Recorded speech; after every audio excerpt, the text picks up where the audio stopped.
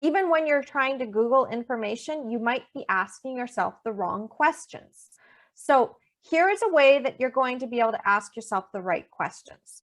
Because when you're planning your birth from a place of fear, you're reactionary. You're planning it on this basis of looking for the lesser of the two evils. You're looking to compromise. You're looking to find the easiest path for you that's going to be the least resistance and make everybody else around you feel comfortable, rather than what's best for you, because you're afraid. You've been taught to be afraid. You've been taught that the experts know everything and you know nothing. In fact, one of my friends, Jenny, even said to me that when she was a first-time mom, she actually did ask a lot of questions, but her care provider was dismissive. And she said it was like he felt that I needed to know nothing. And the fact is that this is very, very common. For a long time, we were told, don't worry your pretty little head about it. The doctor will take care of everything. You just need to listen to the doctor, and then everything will turn out well. And we've grown up with that. And our mothers grew up with that. And our grandmothers grew up with that. And for a very long time, we have been distrusting of birth. But it wasn't always like that. And you have to remember the historical context here is that humans have been birthing for centuries. Since the dawn of time, we have been birthing, and animals, mammals, don't seem to have a lot of trouble. Humans are the only ones that have trouble. And you know what the secret is? It's because humans have a thinking brain. We have the larger part of our brain, which is basically allowing us to have logic and ask questions and have our language and be able to make sense of the world. Animals don't have this. They do not have the prefrontal cortex. Animals only have the emotional side of their brain, or if they're very base animals, they only have the amygdala, the back of the brain, which is responsible for fear and automatic reactions. The mammalian brain, of course, has some emotion tied into it, but they can't really make sense of things the way that humans can. So when you think about that, when you understand that our brain actually has three parts, you start to understand why the heck childbirth is actually so horribly painful and why we have so many problems. It has nothing to do with our body's abilities to birth.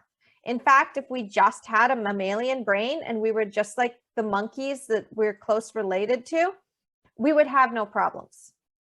But because we have been immersed in this culture of fear and mistrust of our bodies, that comes back down to the patriarchy and ultimately how women were perceived ever since Aristotle's time, probably even before that, you start to understand why things are the way they are and how we can change it. So basically what I've done is I've combined all of my information on psychology and what I know about the human brain. I'm also combining from what I know as a birth doula and advocate and what I have seen over the past 10 years inside of the birth community, what I continue to see these patterns happening where I can give you all of the information that you need to birth. I can give you the entire roadmap and say to you, this is how physiological birth unfolds. I can tell you what interventions are going to lead to more interventions. I can tell you what tests and procedures you kind of want to avoid. I can tell you all of that. But the thing is, I don't want to make decisions for you. You are your own best decision maker, and I will never tell you how to birth. However, I will tell you how you want to start thinking about things. Because what I've noticed is that a lot of childbirth education focuses on what to think. They tell you that the C-section rate is 1 in 3, and that a lot of that has to do with induction. But what if you need an induction? They tell you that cervical exams are not necessary and that you don't need them to birth. And I can tell you the same thing. And I can tell you that dilation means absolutely nothing. But maybe you are still curious and you want to know more about what your cervix is doing because you still have something holding you back. And that something is fear. And so that's why I have this Get Out of Fear challenge for you, because I want you to start getting out of your fear. I want you to be able to get yourself into the right mindset so that you start thinking about your birth in a whole new way And this will tie into every decision that you make from here on out. Because oftentimes we've been told the brain model. What are the benefits? What are the risks? What are the alternatives? What does our intuition say? And what do we do if it's now or nothing? We've been taught that model. We know that model inside and out. And we're looking at what are the benefits and what are the risks and what are the alternatives, but we're not asking the right questions. And when we're not asking the right questions to get the information, because we haven't really figured that out, then it all goes to hell and you're getting the wrong information. So I base this again off of my 5 pillars of empowerment, which if you've been following me for a while, you know it's the right mindset, the right education, the right environment, the right facilitators, and the right support. And when you have all 5 of these, then you're going to have an empowered birth or an empowered life if you apply these to other areas of your life, because I have actually used these 5 pillars of empowerment in order to leave a relationship that wasn't serving me and build my business.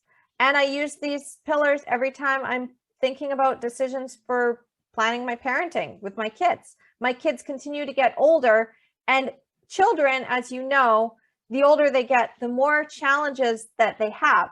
It's easier in some ways and it's harder in others because everything is new. And the thing is that birth actually sets you up for this. Birth sets you up for motherhood. So you can either have an empowered birth and be able to go in there saying, I've got this, or I've at least got this enough that I know that I can trust in myself. And I know the questions that I can ask, and I know who to go to for support. And I know which environment is going to be right for me. And I know which education is going to serve me and what I need to toss out the window. I know who I'm going to hire to give me the services that I need.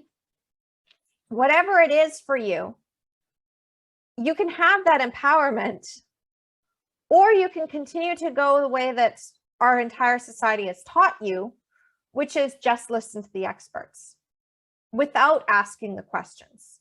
And when you just listen to the experts without asking the questions of, is this information even what I need it to be? Is this information going to help me or hinder me? And how do I feel about this information coming in?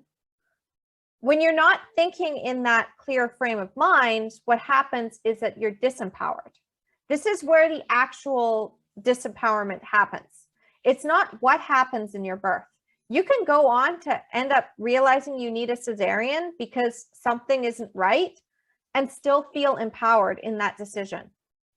You can go on and have a vaginal birth and feel completely disempowered.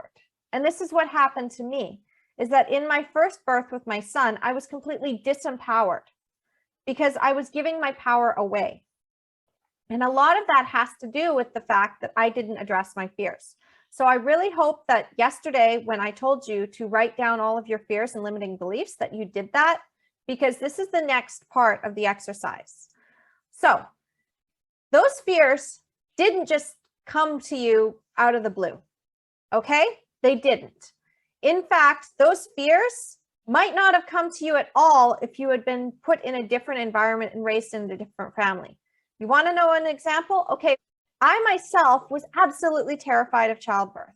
And I know that that seems really weird, considering that I am now a childbirth educator, a doula, and an empowerment coach, and I teach women how to get out of their fear and plan empowered births.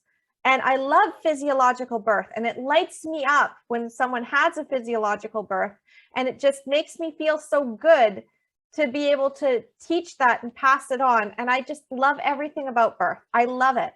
But there was a time when I was absolutely terrified of birth. And I was thinking, there's no way I ever want to have a birth. But I didn't have that happen to me until I started to learn what people were telling me about birth. So from the time that I was a baby to about 4 years old, I had no concept of what birth really was. I thought that it was this magical thing. I wanted to have a home birth. I was really, really fascinated by it. And then the media messages that kept coming at me for the next several years, and the messages that I got from my family and the education that I got, slowly chipped away at that. You want to know what happens when you don't have that fear, when you have the right environment to grow up in? You become like my daughter, Michaela. She is right in there. She is excited. She loves to watch birth videos. Like, this is a little 6-year-old and she loves watching birth videos. She loves poring over the birth books. She loves the placenta. She's like completely enamored with birth. Why? Well, first of all, because her mother was an advocate and a doula, and I've been in that space since before she was even born. So she's grown up with it. And my son has grown up with it too, because as soon as I had that birth with him, I was doing everything I could to never let that experience happen again. I was determined to get my home birth.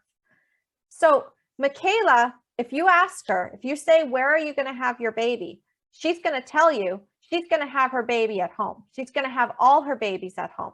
She's going to have her babies in the water, just like she was born in the water. And she's going to do it herself.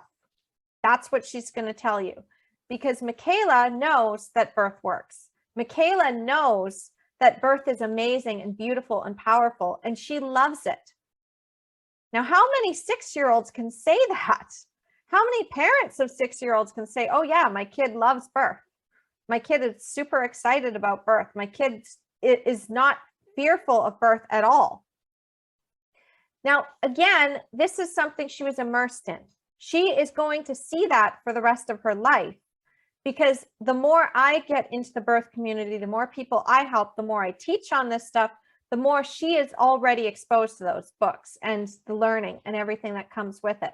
I mean, if any time when she's older and she can read, if she wants to read that book, by all means, go for it. But I know that this is not the reality. This is not what most of us grew up with. Most of us grew up not knowing anything about birth until we possibly got into middle school or even high school. And some of us didn't even get that birth education until we were getting pregnant ourselves. There are some mothers out there who do not even know what their cervix is until the moment when the doctor says, okay, we're going to check your cervix. So we've been growing up very, very sheltered. And when you see birth images on TV, they're very sanitized and sheltered again, because usually the mom is sitting on the bed and the drapes are on her legs, and you know sort of where the baby's going to come out. But at 6 years old, you might not know at all. I mean, some kids think that the baby comes out of the belly button, I myself included. And it wasn't until I was about 7 years old and I was reading a book called Before You Were Born, where there was a tiny little blurb that said babies come down through the vagina and out between their mother's legs. And then that's when I finally realized that babies came out of my vagina. Until that point, I had no idea. And then the question was, how the heck does the baby get out of there? Because you're so tiny and you're thinking, how is that baby going to fit? But you don't understand how our bodies actually work in a most beautiful way to unfold and let our babies come out. And it's that fear, again, from our culture that has really taught you that birth is scary, birth is dangerous, birth doesn't work. All of these things that then you believe those things. And then you take that fear into your birth. So even if I go and tell you something to the contrary, until you have addressed where those fears came from in the first place, nothing's going to move. Nothing's going to happen. I can tell you all day long the contrary information, but you still have a lifetime where people have been telling you something different. And then if you go into the mom groups, you're going to get a bunch of contradictory answers. And I see this all of the time inside of the mommy shaming groups. And sometimes it comes up in this Facebook group. And I'm very quick to redirect it, of course. But the fact is that you've come in with those fears. You've come in with a certain narrative about childbirth. And that narrative is guiding you. It is secretly going to sabotage you until you recognize that that fear even exists. So the reason why yesterday I asked you to write down your fears is because in order to face something, you have to name it. You have to actually put it out there. So until you've put it out there, you can't do anything with it because you don't realize that it exists. So the thing is that that fear came from somewhere, as I said. And there's 4 places where these fears come up, where these things start to get those messages into your head that birth doesn't work, or birth is scary, or you can't do it, or you have to do it a certain way, or you have to compromise on what you want to be safe. You can't not have a cervical check, because if you don't have a cervical check, something will go wrong. All of these things came to you from 4 main sources, and none of them came from your own body or your own belief system or anything, because you are actually your environment. The environment that you surround yourself in is the one thing that is going to influence you until you learn how to let all that stuff go and focus on your own intuition. And this is something, of course, we have been told to ignore. We've been told to trust the experts. We've been told to read all the books. We've been told to go to the classes. We don't know enough about our own bodies, so we have to have somebody else tell us what's best for us. But the truth is, you already know. If you go out into the middle of nowhere and you suddenly go into labor right now, instinctively, if you take a deep breath and close your eyes and just go with your body, you will birth your baby. You do not need to worry that somebody needs to be there for you to birth your baby. You can do it yourself. Would you like help? Of course. We all would like some support and some help. Sometimes we don't want to birth all by ourselves, but the fact is you could still do it. That's the reality, is that you still could. It may not be ideal, but it's something that you could do. And that's where I really want you to understand about these 4 things. So what are they? Well, I already kind of told you with my own story. It's having your family and friends of origin. Your family of origin will tell you a lot of what you need to know about birth. In my case, we didn't talk about it. It was scary. It was painful. It was shameful. It's not nice to talk about that kind of stuff. No, Carly, we're not going to tell you where babies come from. We're instead going to tell you about the pregnancy itself, and then hope that you just go away and stop asking these questions because it's embarrassing to me.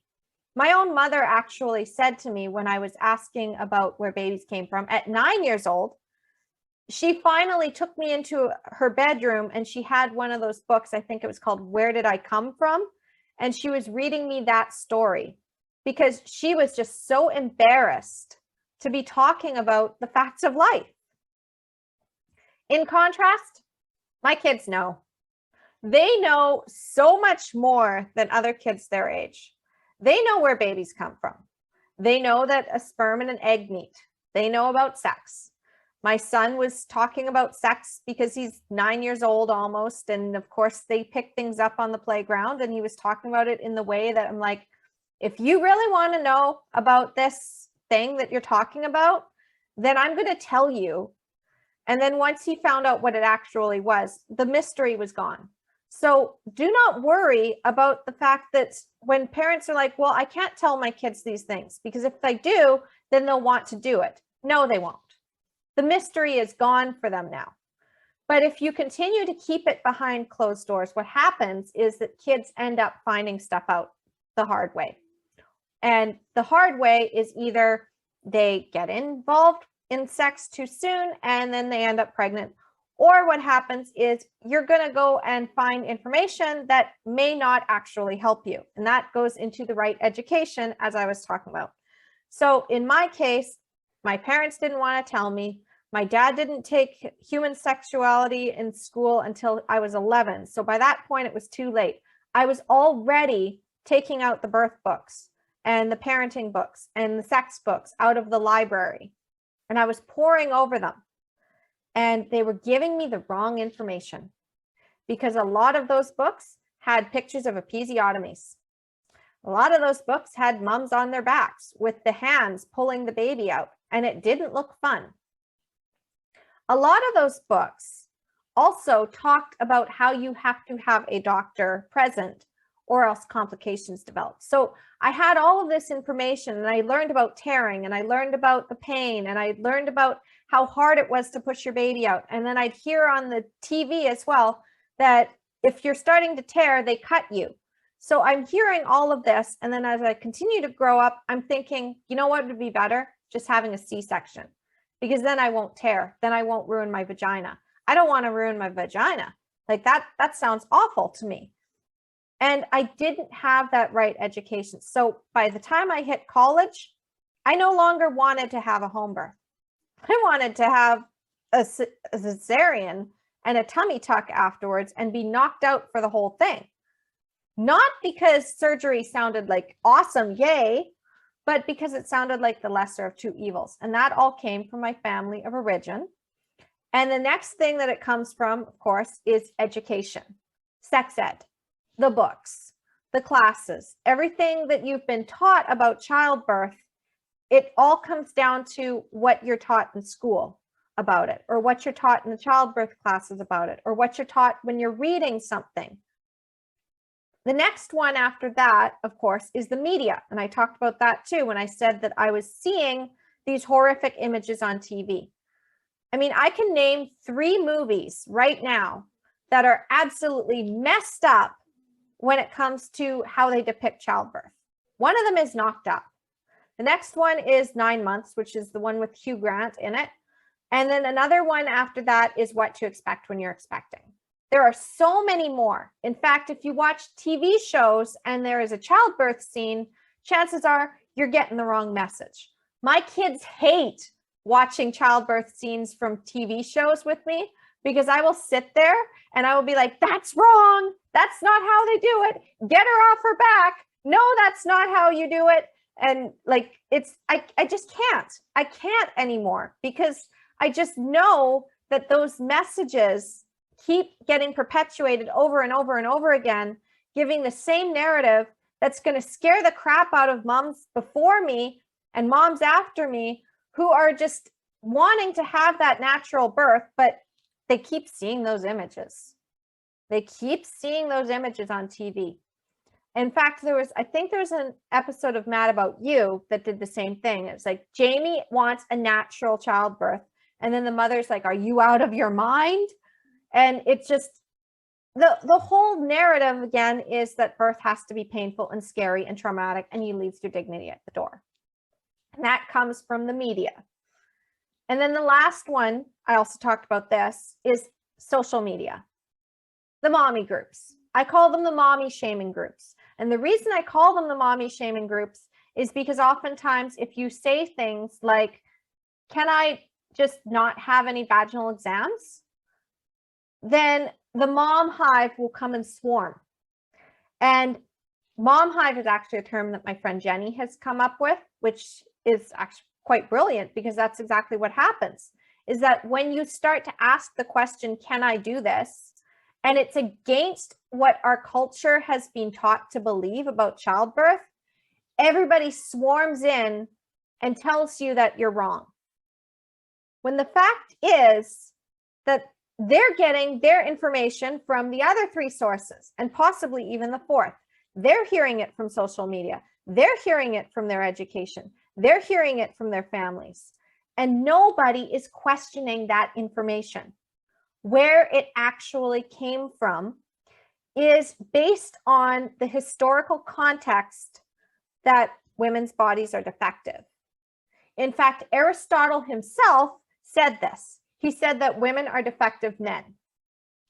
And the entire obstetric culture was based on the fact that our bodies are defective machines. So you have misogyny in there. You have a mistrust of our bodies. You have a mistrust of feminine intuition. In fact, to the point that intuition used to be considered witchcraft.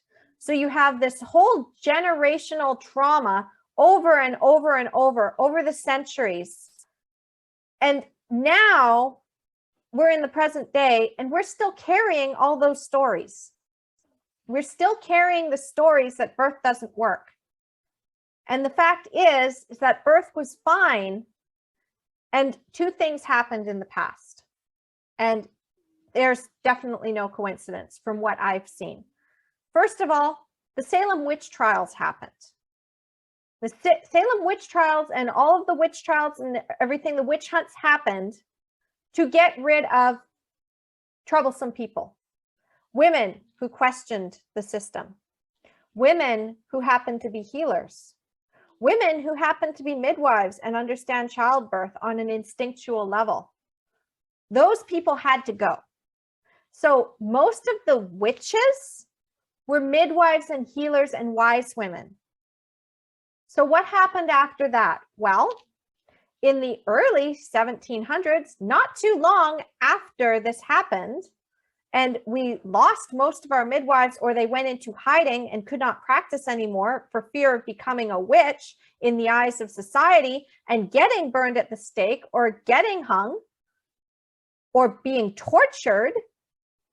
When you think about that, suddenly male midwives became a thing. Suddenly, men decided to take over this profession that used to be in the realm of women. And when men came in, the masculine instinct and energy is to control, and it's being perpetuated in the wrong way so that it's become toxic. Because the masculine energy of control is a good thing in some cases, but in birth, it's not. You don't want to control birth. Birth needs to be, you need to hold space for it and let it unfold. And because we lost that wisdom of the midwives, men were able to come in and control it. And that's when things started to go to hell. That's when doctors would attend births and not wash their hands. And then you would end up with more cases of sepsis, more cases of what they called childbirth fever, and women would bleed out. The other thing is they invented forceps, and forceps dragged the baby out. So you have this whole cultural narrative, and I'd love to go into more detail, but if you want to know more, you can go and check out Reclaiming Childbirth as a Rite of Passage. It's just behind me. And this book is what will also help you understand the cultural, her story of childbirth and how we came into this mess in the first place. And I was just blown away when I was looking through and just seeing that cultural history and the context. So now you're probably wondering, okay, what the hell do we do about the fact that all of these fears have been passed down to me over possible generations of trauma? Because my mother is now traumatized, my grandmother's traumatized, my aunts and my cousins, and everybody has this view of birth, and it's been placed on me. And then the society at large is also telling me that I need to fear this. How do I get out of that? And I'm glad you asked, because that is the next part of your homework. Okay, so you're going to take out that piece of paper now with all of your fears. And this is what I want you to do tonight. I want you to start looking at them and thinking, where did I first hear this?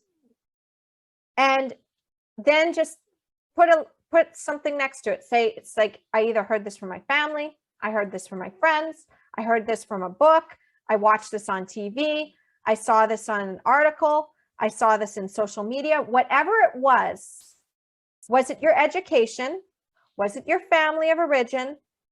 Was it social media, or was it media? And just put it beside it. And it might be more than one, but those fears came from somewhere, and you need to pinpoint where it was. Because the next part that I'll tell you after, I'll tell you tomorrow, is that we're going to identify where the heck that came from, because it goes deeper than just where the one source came from, because a source cannot exist without having other information. And that information might not even be true. For one thing, Aristotle was full of crap.